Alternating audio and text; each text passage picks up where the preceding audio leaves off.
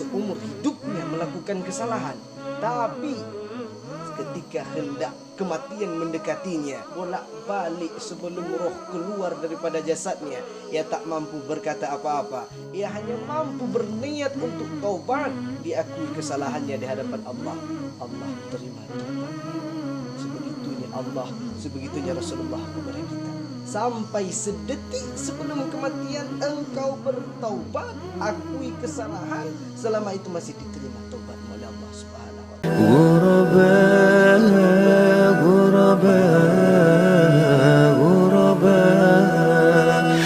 Warahmatullahi wabarakatuh. Alhamdulillah.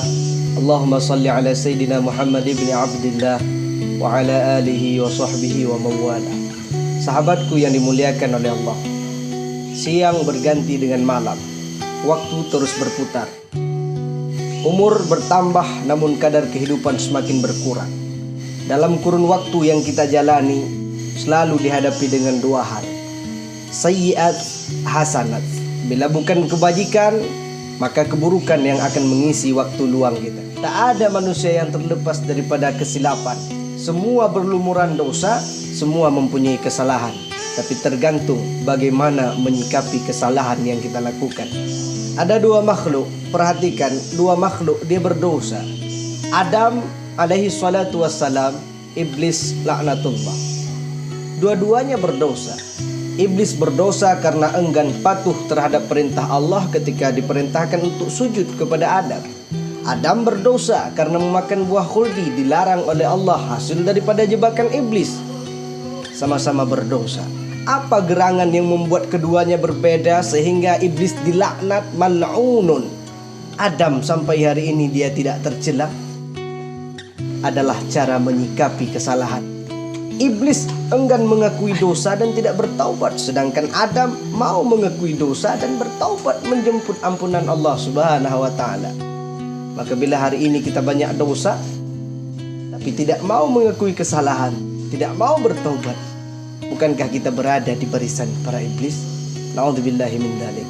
Sahabatku yang dimuliakan oleh Allah, berbeda bukan posisi daripada Adam dan iblis laknatullah. Betul, setiap Bani Adam salah, tapi khairul khati'in, sebaik-baik orang yang salah, at-tawwabun, adalah mereka yang mau menyikapi kesalahannya dengan bertaubat, menjemput ampunan daripada Allah Subhanahu wa taala. Apa modalnya Adam sehingga dia mau mengakui kesalahan dan bertaubat kepada Allah? Malu. Dia malu kepada Allah. Sekali berbuat dosa, beratus tahun tak bisa menengadahkan kepala ke atas. Kenapa? Malu. Kepala ia lakukan untuk berdosa menghadap Allah, malu. Hari ini kita dengan tangan berdosa, dengan tangan ini besok berdoa. Dengan kaki itu berdosa, kemaksiat, dengan kaki itu beranjak ke masjid untuk sholat. Maka pertanyaannya, di mana malu kita? Undang malu, kau dapatkan malu itu, malu kepada Allah karena berdosa tapi tak kunjung bertaubat. Akui kesalahan, datang jemput ampunan Allah Subhanahu wa taala. Saya telat insafnya, saya telat sadarnya. Saya SMP mulai dekat dengan perempuan, SMA mulai pacaran, kuliah, selesai kuliah, berbini, selesai berbini, beranak, baru sadar banyak dosa, berlumur dengan kesalahan. Bagaimana? Adakah Allah terima taubat kita? Sebesar apa dosamu? Sebesar apa kesalahan yang kau lakukan? Pernahkah seperti diceritakan dulu ada seorang pemuda 100 orang dia bunuh, datang kepada Nabi menangis, mengakui dosanya, menjemput taubat Allah, diterima taubatnya. Berapa orang yang pernah kau bunuh? Kau pernah bunuh 100 orang? Pernahkah engkau seperti pada masa jahiliyah membunuh anak perempuannya? Berapa anakmu yang telah kau bunuh? Sebesar itu dosa kita? Bila tidak itu saja diterima oleh Allah, maka bagaimana dengan dosa kita? Allah terima. Jangan engkau ragu. Innallaha yuhibbut tawwabin. Pertanyaan, apakah Allah terima taubat kita? Seperti menyepelekan kasih sayang Allah. Bila dosamu sebesar sungai, ampunan Allah sebesar danau. Dosamu sebesar danau, ampunannya seluas lautan.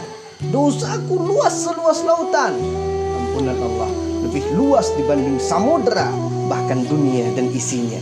Sebesar apapun dosamu, sebelum engkau mensyirikkan Allah, selama engkau tidak menduakan Allah, Allah terima dosamu. Engkau bunuh orang tidak, berzina tidak, berjudi tidak, dosamu tak besar, Allah terima taubat engkau. Bila engkau taubat, kadang saja kita yang lupa memohonkan ampunan. Allah tak pernah absen mengingatkan hambanya.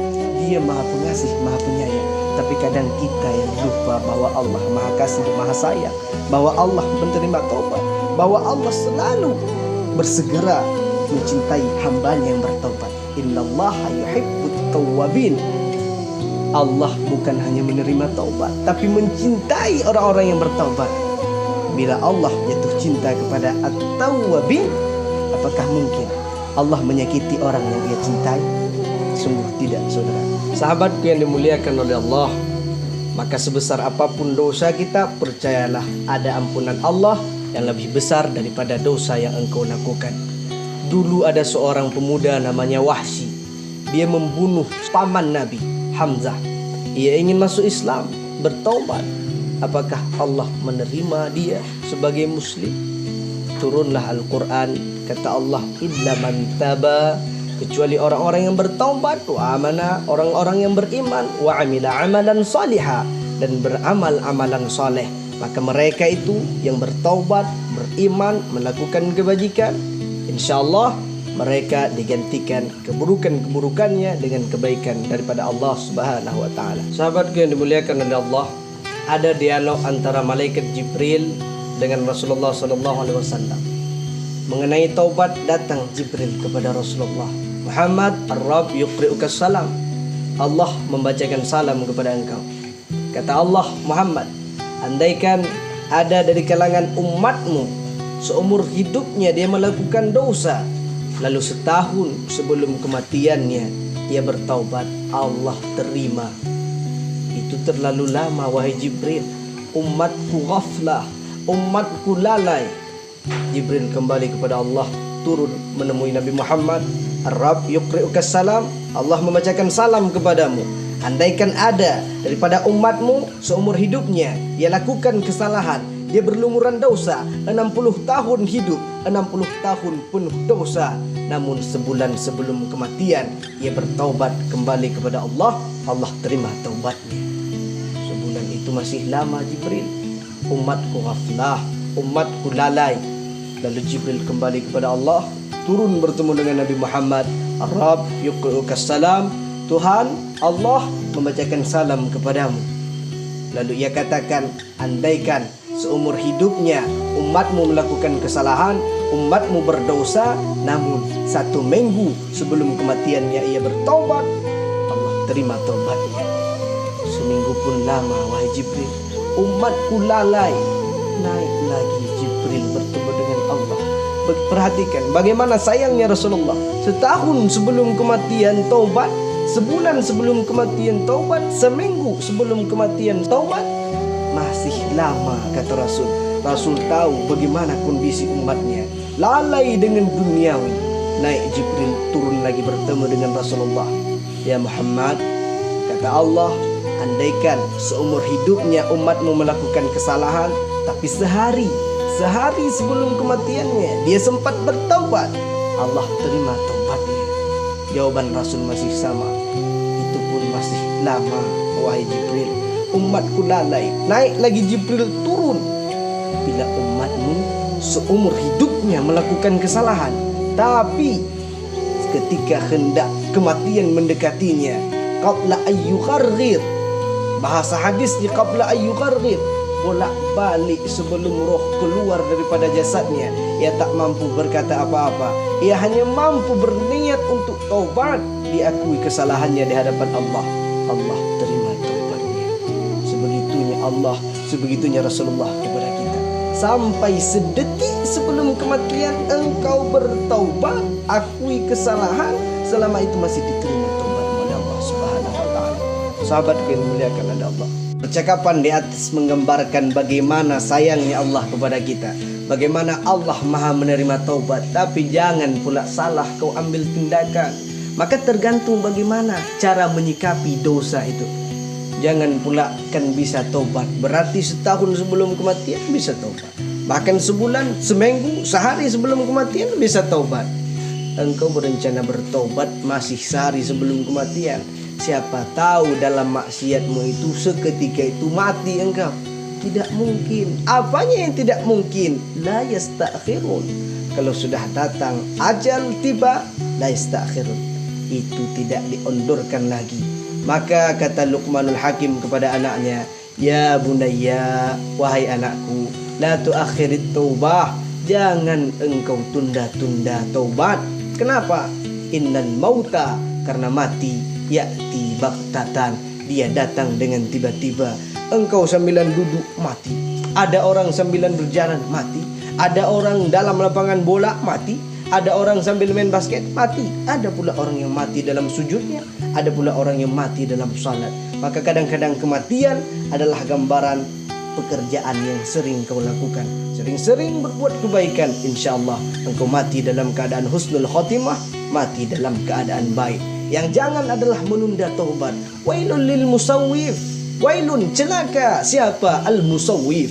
3 kali diulang, wailul lil musawwif. Siapa itu al musawwif? Saufa atub, aku akan bertaubat, aku akan bertaubat. Musawwif, celaka engkau, karena kau tak tahu kapan matimu. Begitu mati, sesudah mati engkau ingin bertaubat, tak lagi diterima. Betapa banyak manusia-manusia hidup mengerjakan hal-hal yang disesali oleh orang-orang yang telah mati. Sahabatku yang dimuliakan oleh Allah, maka pada akhirnya kembalilah kita kepada firman Allah, tubu ilallahi taubatan nasuha. Taubatlah engkau sebagai taubat nasuha. Apa itu taubat nasuha? Su'ilal Hasan at-taubah an-nasuhi. Mereka bertanya kepada Al-Hasan, bagaimana taubat nasuha? Nadamu bil qalbi, engkau sesali dengan hati, engkau berdosa, menyesal dalam hatimu berbuat dosa. Lalu istighfar dengan lisan, astaghfirullahaladzim. Istighfar dengan lisan, tak kau ulangi. Kau bersihkan pekerjaanmu, kau bersihkan anggota tubuh dari dosa-dosa. Idmar alla ya'udu ilaih. Lalu bercita-cita, berkeinginan agar tidak kembali kepada dosa tersebut. Saya sesudah berdosa, taubat, tapi masalahnya sudah taubat dosa lagi. Sudah taubat dosa lagi, tidak enak sama Allah, malu sama Allah. Engkau malu berbuat dosa, harusnya engkau jangan malu bertobat. Tapi sudah buat dosa, tobat lagi, Allah terima. Terima selama engkau mau bertobat. Selama itu Allah akan memberikan ampunan kepadamu. Rasulullah saja, ini kata Rasul, inni atubu ilallah, aku bertobat kepada Allah fi kulli yaumin, dalam satu hari, mi'ah marrah, 100 kali. Astaghfirullahaladzim. Istighfarnya Rasul 100 kali dalam sehari. Rasul itu bersih dari dosa, sedangkan kita kotor, berlumuran dosa, banyak dosa. Bila tak mampu menyaingi istighfarnya Rasulullah 100 kali, harusnya kita malu. Salat 5 waktu, 20 zuhur, subuh, asar, 5 waktu, 20 sekali salat tunai, 100 istighfar. Makanya dikatakan, bila kau tak mampu menyaingi ibadahnya ahli abid, maka saingilah istighfarnya orang-orang yang berdosa. Berbanyak istighfar, insyaallah engkau akan menjemput ampunan Allah Subhanahu wa taala. Sahabat yang dimuliakan oleh Allah, solusi akhirnya adalah minta kepada Allah. Engkau tak punya taufik, kita tak punya kekuatan untuk beribadah, kita tak punya kekuatan untuk menghindari dosa. Ada panggilan azan, Allahu Akbar, Allahu Akbar, disaut dengan jawaban yang sama, Allahu Akbar, Allahu Akbar. Hayya 'alas shalah, mari salat. Kenapa sautannya bukan hayya 'alas shalah? Bukan ayo salat, tapi la haula wala quwata illa billah. Artinya ketika diajak kepada kebaikan, mari salat, kita tak mampu, la haula lana, kita tak punya kekuatan untuk beribadah, wala quwata illa billahil aliyil azim. Kekuatan hanya milik Allah, maka kita minta kepada Allah. Jangan sombong, bertobat tanpa berdoa. Jangan sombong, bertobat tanpa memohonkan ampunan daripada Allah, tanpa memohonkan taufik daripada Allah. Minta kekuatan. Maksiat itu berat untuk kau tinggalkan. Engkau tak mampu bila tanpa bantuan daripada Allah. berdoa. Kemudian kita tidak boleh kosong dari perbuatan. Kalau bukan kebaikan, keburukan. Maka isi kebaikan, insya Allah keburukan akan tertutup. Bila engkau sudah ditimbun dengan dosa-dosa, badanmu berat untuk bangkit, tak mampu untuk taat, tak mampu untuk ibadah. Maka isi waktumu dengan kebaikan-kebaikan, insya Allah izhibna sayyiat, terhindarlah semua keburukan-keburukan. Sahabat yang dimuliakan oleh Allah, pada akhirnya yang dijemput diri kami dan kita semua untuk kembali kepada Allah, malu kepada Allah, mengakui dosa dan memohon taubat. InsyaAllah Allah terima taubat kita, karena Allah adalah Ar-Rahman yang Maha Pengasih juga Maha Penyayang. Adanallah wa iyyakum ajma'in, lastu bi khairikum, saya tak lebih baik dari antum. Assalamualaikum warahmatullahi